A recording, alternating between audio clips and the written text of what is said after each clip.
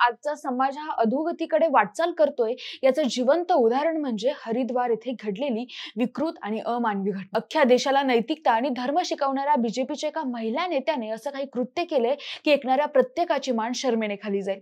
मंडळी, हरिद्वारमध्ये माणुसकीला काळीमा फासणारी घटना उघडकीस आली। भाजपच्या महिला मोर्चाच्या माजी जिल्हाध्यक्ष असलेल्या एका महिलेने आपल्या मुलीला स्वतःच्या प्रियकर आणि त्याच्या मित्राच्या हवाली केलं। मुलीवर अत्याचार झाल्याची खात्री वैद्यकीय तपासणीत झाली। पीडित मुलीनेही मॅजिस्ट्रेट कलम 164 अंतर्गत आपला जबाब नोंदवलाय। पोलिसांनी आरोपी आई आणि तिच्या प्रियकराला अटक करून तुरुंगात पाठवलं असून आणखी एका व्यक्तीचा शोध सुरू आहे। मंडळी, हा फक्त गुन्हा नाही तर माणूस म्हणून आपण किती खाली गेलोय याचा आरसा आहे। नक्की काय घडलंय सविस्तर जाणून घेऊया या व्हिडिओच्या माध्यमातून। नमस्कार, मी काजल भालेराव आणि तुम्ही बघताय विषयच भारी। पोलिसांच्या माहितीनुसार भाजप महिला मोर्चाच्या माजी पदाधिकारी असलेल्या अनामिका शर्मा नावाच्या महिलेने तिच्या नवऱ्यासोबत होणाऱ्या सततच्या भांडणाला कंटाळून आपलं लग्न मोडलं होतं आणि ती पतीपासून वेगळी राहू लागली। त्या काळात अनामिकाने आपल्या मुलाला नवऱ्याकडे सोपवलं, मात्र आपल्या मुलीला तिने स्वतः सोबत ठेवून घेतलं।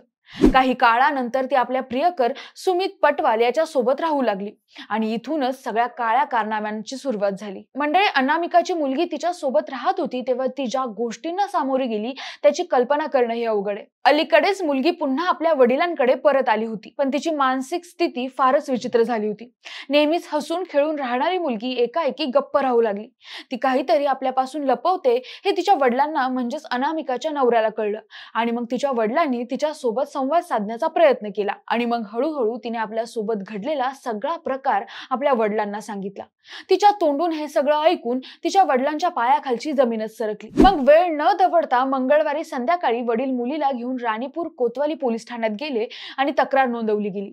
ही घटना गंभीर असून पोलिसांनी सखोल तपास सुरू केलाय, तसेच आरोपींविरोधात कठोर कारवाई करण्याची प्रक्रिया सुरू आहे। वडिलांच्या आरोपानुसार जानेवारी महिन्यात मुलीला फिरण्यासाठी घेऊन जाण्याच्या नावाखाली अनामिका शर्मा आपल्या प्रियकर सुमित पटवाल आणि त्याचा मित्र शुभम सोबत कारने भेल स्टेडियमकडे गेली होती।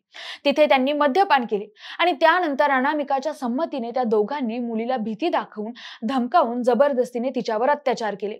याचप्रमाणे आग्रा, वृंदावन आणि हरिद्वार मधील विविध हॉटेल्समध्येही मुलीवर अत्याचार करण्यात आले। मुलीने जर या घटनेबद्दल कुणालाही काही सांगितलं तर तिच्या वडिलांचा खून करण्यात येईल अशी तिला धमकी देण्यात आली।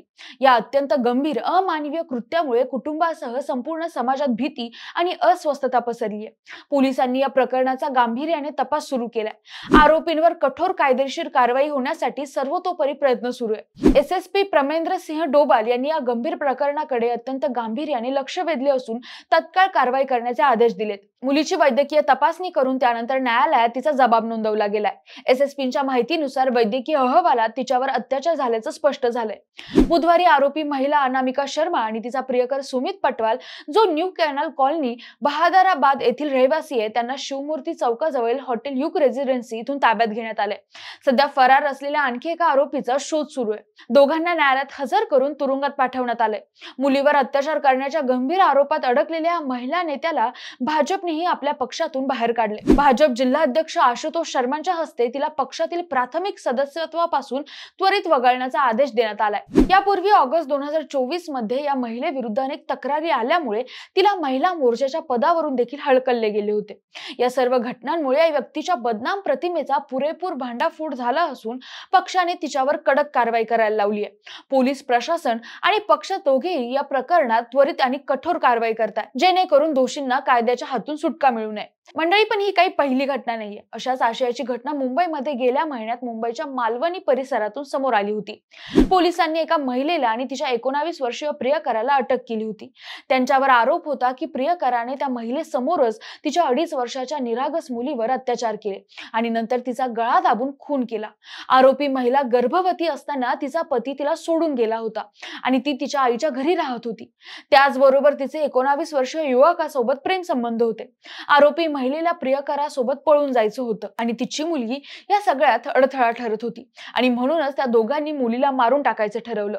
प्रियकराने आधी मुलीवर अत्याचार केले आणि नंतर तिचा गळा दाबून खून केला। आता त्या मुलीचा मृत्यू ही हत्या वाटू नये म्हणून रविवारी रात्री ते दोघं मुलीला घेऊन रुग्णालयात आले आणि तिथे डॉक्टरांनी तिला मृत घोषित केलं. मात्र तपासणीमध्ये तिच्या गुप्तांगावर जखमा आढळल्या आणि पुढील वैद्यकीय अहवालानुसार तिचा मृत्यू गुदमरल्यामुळे झाल्याचं समोर आलं. डॉक्टरांनी तातडीने ही माहिती पोलिसांना कळवली आणि मग पोलिसांनी दोघांवर गंभीर गुन्हा दाखल करून त्यांना अटक केली आहे. मंडळी, या दोन्ही घटना बघता कलयुग आलंय की काय असंच वाटू लागलंय. पण तुमचं या दोन्ही घटनांबद्दल काय मत आहे कमेंट करून नक्की सांगा आणि सोबतच आपल्या विश्वास भारीला सबस्क्राईब करायला विसरू नका. धन्यवाद.